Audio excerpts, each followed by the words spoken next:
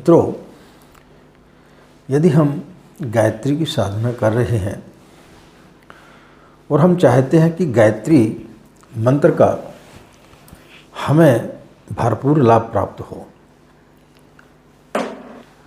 हम गायत्री की सिद्धियां प्राप्त कर सकें, माँ गायत्री का अनुभव कर सकें, हमारे जीवन में पूज्य गुरुदेव की उपस्थिति का अनुभव कर सकें, तो यदि आप अध्यात्म क्षेत्र में ऊपर उठना चाहते हैं, आगे की यात्रा करना चाहते हैं, तो फिर आपको कुछ आदतों पर नियंत्रण करना पड़ेगा।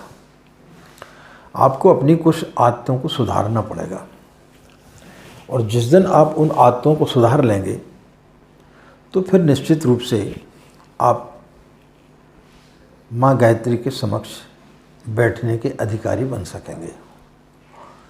फिर आप 24 घंटे माँ का सानिध्य अनुभव कर सकेंगे, पूज्य गुरुदेव की उपस्थिति आप अनुभव कर सकेंगे।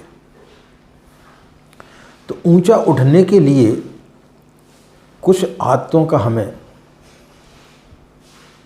त्याग करना पड़ता है, कुछ पाने के लिए कुछ चीज़ों को खोना पड़ता है। जब हम कुछ बड़ा करना चाहते हैं तो फिर बड़ी बड़ी जो हमारी बीमारियां हैं, जो हमारी आदतें हैं, उनसे हमें छुटकारा पाना पड़ेगा। इसी संदर्भ में इस वीडियो के माध्यम से उन समस्त साधकों के लिए हम एक संदेश देने के लिए जा रहे हैं कि यदि आप गायत्री की साधना करते हैं और आप चाहते हैं कि हम अध्यात्म में बहुत कुछ कर सकें, ऊंचे उठ सकें, तो फिर आपके लिए इन चीज़ों को आपको त्याग करना पड़ेगा। क्या आप इन चीज़ों का त्याग कर चुके हैं या नहीं कर चुके हैं? तो आप इन चीज़ों का त्याग करेंगे तो निश्चित रूप से आपको गायत्री मंत्र फलित होगा। राधे राधे, जय श्री कृष्णा, नमस्कार। मैं आचार्य पंडित गिरीश बारोलिया, गायत्री महामंत्र। ओम भूर्भुवः स्वः तत्सवितुर्वरेण्यं भर्गो देवस्य धीमहि धियो यो नः प्रचोदयात्। अखण्डमण्डलाकारं व्याप्तं येन चराचरं तत्पदं दर्शितं येन तस्मै श्रीगुरवे नमः, तस्मै श्रीगुरवे नमः। मित्रों, जब हम माँ गायत्री के समक्ष बैठते हैं, उनकी साधना करते हैं, तो हमें अपनी कुछ आदतों को छोड़ना पड़ेगा। हमारे जो संस्कार हैं, उन संस्कारों को हमें थोड़ा सा संतुलित करना पड़ेगा, उन्हें व्यवस्थित तरीके से बैठाना पड़ेगा। जन्म जन्मांतर के संस्कार हमारे अंदर चले आ रहे हैं, उन्हें हमें ठीक करना पड़ेगा। कैसा ठीक करना पड़ेगा कि जब आप गायत्री की साधना करते हैं और यदि आप प्रतिदिन सुबह कोई 8 बजे सो करके उठ रहा है, कोई 9 बजे सो करके उठ रहा है, कोई 10 बजे सो करके उठ रहा है, तो इस आदत को आपको सुधारना पड़ेगा। सबसे पहली शर्त, आपको ब्रह्म मुहूर्त में सो करके उठना पड़ेगा। और जब व्यक्ति ब्रह्म मुहूर्त में सो करके उठता है, उसके पश्चात यदि आदमी साधना करता है तो वो फिर आपको गायत्री मंत्र फलित होता है। तो सबसे पहली शर्त है कि आपको ब्रह्म मुहूर्त में सो करके उठना चाहिए। उस समय की हुई साधना ज़्यादा सफल होती है। अपनी आदतों पर आपको नियंत्रण करना पड़ेगा, आपको अपनी वासनाओं पर नियंत्रण करना पड़ेगा। जैसे कि आप ड्यूटी पर जाते, 50 किलोमीटर दूर किसी एक शहर से दूसरे शहर में आप सर्विस करने के लिए जाते हैं, तब आपके लिए कोई विशेष तैयारी की आवश्यकता नहीं पड़ती है। जो कपड़े आप पहन करके गए हैं, उन्हीं कपड़ों में आप चले जाते हैं। लेकिन यदि आपको आपके शहर से कुछ दूर जाना है, 1 दिन के लिए जाना है, 2 दिन के लिए जाना है या 1 सप्ताह के लिए जाना है, तो फिर आपको व्यवस्था बनाना पड़ेगी, थोड़ी सी व्यवस्था आपको करना पड़ेगी। और यदि आपको साल 2 साल के लिए कहीं बाहर जाना है और वहाँ पर जाकर आपको सर्विस करना है, तब फिर आपको क्या काम करना पड़ेगा, वहाँ मकान भी किराए से लेना पड़ेगा, सारी व्यवस्था बनाना पड़ेगी, मकान में सारी सुख सुविधाओं का सामान भी आपको रखना पड़ेगा, तब फिर आप वहाँ पर रह सकते हैं। इसी प्रकार से साधना है। जब हम दैनिक साधना करते हैं तो दैनिक साधना में विशेष चीज़ों की आवश्यकता नहीं पड़ती है। आप एक निश्चित समय पर उठें और निश्चित समय पर आप पूजन करें।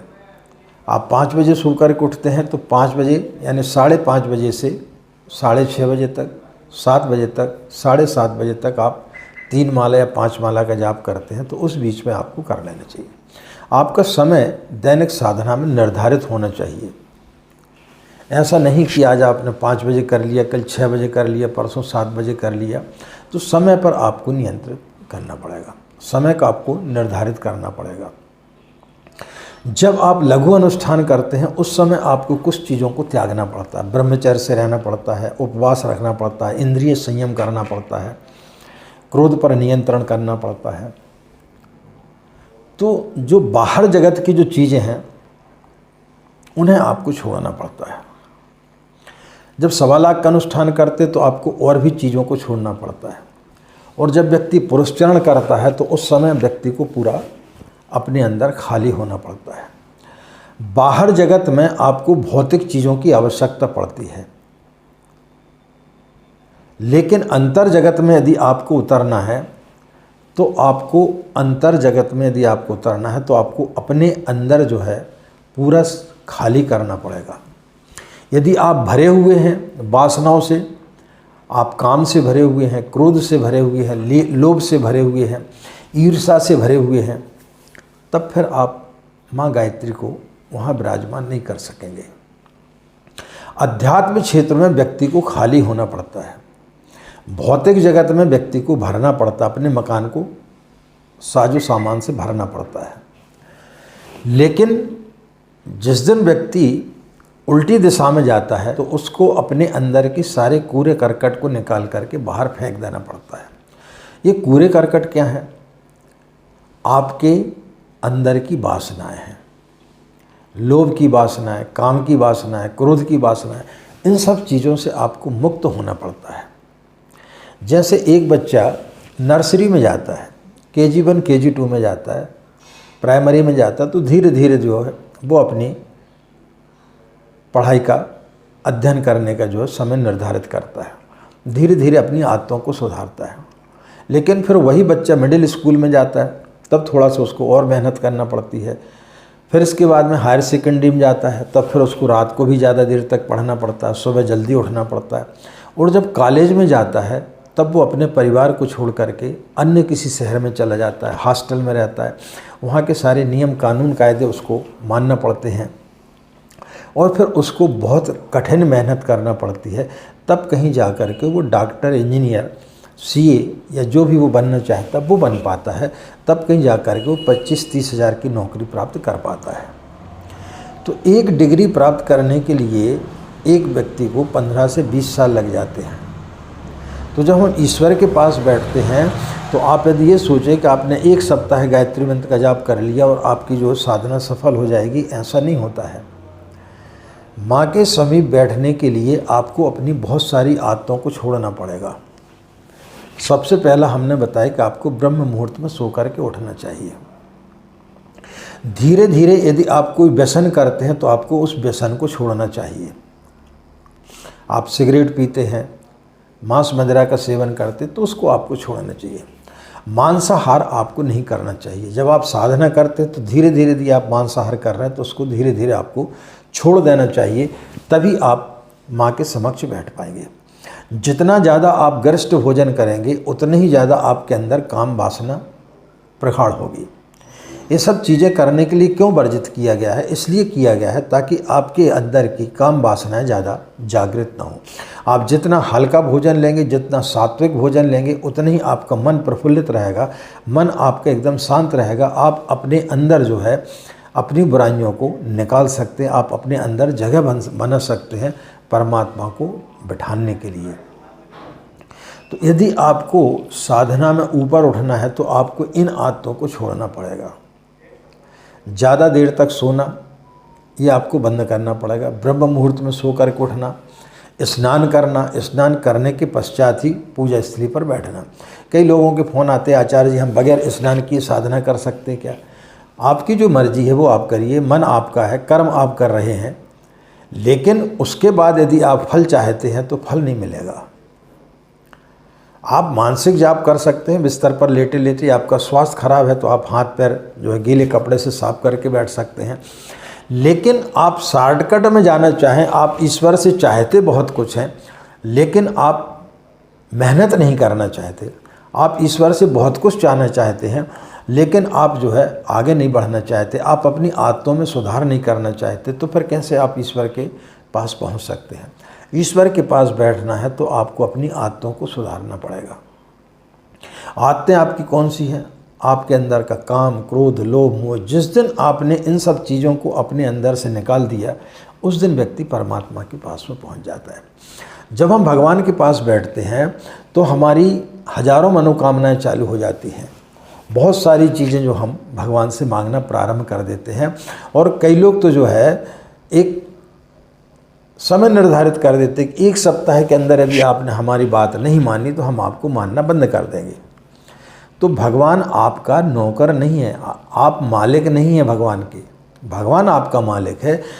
मालिक जैसा चाहेगा वो वैसा नौकर को चलाएगा। नौकर भगवान मालिक को नहीं चला सकता। इस चीज़ को हमेशा साधना काल में याद रखें। जो व्यक्ति भगवान की नाव में बैठ गया तो उसको पहले नाव की जंजीरों को खोलना पड़ेगा। जो वो जंजीरें कौन सी हैं? आपके अंदर की वासनाएं। और उन जंजीरों को खोल करके फिर उसको अपनी पतवार को भी छोड़ देना पड़ेगा। और जब आप ईश्वर की नाव में बैठ जाएंगे तब फिर आपको वो जहाँ ले जाए उसको ले जाने दें। तब ईश्वर आपके लिए जो है समीप आता, तब उसका आप अनुभव कर पाते हैं। ऐसे आप अनुभव नहीं कर सकते हैं। तो ईश्वर के पास बैठना है तो अपनी दिनचर्या को सुधारें, ब्रह्मचर्य का पालन करें। किस समय पालन करें? दैनिक साधना में आवश्यकता नहीं है, लेकिन आप कोई अनुष्ठान कर रहे हैं तो उस समय आपको बहुत सारी चीज़ों का पालन करना चाहिए। तो जब आप आगे बढ़ना चाहते हैं तो फिर आपको अपने जीवन की हर प्रकार की दिनचर्या को आपको सुधारना पड़ेगा। तब आप ईश्वर के निकट पहुंच सकते हैं, तब आप ईश्वर की अनुकंपा को प्राप्त कर सकते हैं। तो आशा मित्रों यह जानकारी आपको अच्छी लगी होगी कि जब तक हम अपनी आदतों को नहीं सुधारेंगे, जब तक हम अपने अंदर की वासनाओं को समाप्त नहीं करेंगे, जब तक हम अपने अंदर भगवान को बैठने की जगह को खाली नहीं करेंगे, तब तक ईश्वर आएगा कहाँ से? तो ईश्वर को जिसको बैठाना है अपने अंदर, जिसको ईश्वर के पास जाना है, तो फिर उसे अपने मंदिर को जो है साफ करना पड़ेगा, उसको पूर्ण रूप से खाली करना पड़ेगा। जब मैं खत्म हो जाएगा तब व्यक्ति जो है ईश्वर को अपने अंदर बिठाल सकता है। अहंकार और मैं, ये जब तक 2 चीज़ें आपकी ख़त्म नहीं होंगी और वासना, तब तक आप भगवान को अपने अंदर नहीं बिठाल पाएंगे। इन्हीं कामनाओं के साथ में कि आपका दिन मंगलमय हो, आप लोग खुश रहें, मस्त रहें। माँ गायत्री की असीम कृपा इसी प्रकार आप लोगों पर बनी रहे। आज की बात समाप्त। हमें आज्ञा दें। नमस्कार। ओम शांति।